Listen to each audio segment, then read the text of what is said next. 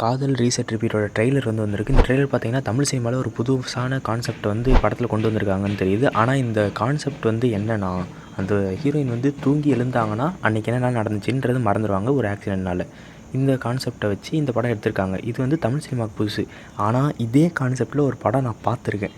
English படம் பார்த்துருக்கேன். அதாவது நான் படமாக பார்க்கல, நான் ரிவ்யூவாக கேட்டேன் ஃபுல்லாக. எப்போ கேட்டேன்னா, கொரோனா டைமில் கேட்டேன். அப்போயே கேட்டேன், இந்த கான்செப்ட் எங்கே கேட்ட மாதிரியே இருக்குன்னு தோணுது. ஆனால் அந்த படம் பேர் தான் ஞாபகம் வர மாட்டேங்குது. உங்களில் யாருக்குன்னா அந்த இங்கிலீஷ் படம் பேர் ஞாபகம் வந்துச்சுன்னா கமெண்ட்டில் சொல்லிட்டு போயிடுங்க. அதுலேயுமே இதே மாதிரி தான், ஹீரோயினுக்கு ஒரு ஆக்சிடென்ட் ஆகிடும். அதனால் அவங்களுக்கு ஒரு நாளைக்கு மட்டும் தான் ஞாபகம் இருக்கும், அடுத்த நாள் மறந்துடுவாங்க. ஸோ அந்த கான்செப்ட் இந்த படத்தில் வச்சுருக்காங்க. அப்புறம் ட்ரெய்லர் பார்த்தீங்கன்னா நல்லா ஃபன் டோனில் சூப்பராக இருக்குது. நம்ம ஹீரோயின் வச்சு தான் மெயினாகவே நகருது. 2 ஹீரோன்ற மாதிரி காமிக்கிறாங்க. இப்போ ஹீரோயின் இவரை லவ் பண்ணுவாங்களா இல்லை இவரை லவ் பண்ணுவாங்களா கடைசியிலன்ற மாதிரி தான் இந்த கதை நவரப்போகுது. யாரை லவ் பண்ணுவாங்கன்னு தெரில. 2 ஹீரோவை காமிச்சு வச்சுருக்காங்க. பட் ஸ்டோரி இன்ட்ரெஸ்டிங்காக இருக்குது. செக் பண்ணாதவங்க செக் பண்ணி பாருங்கள்.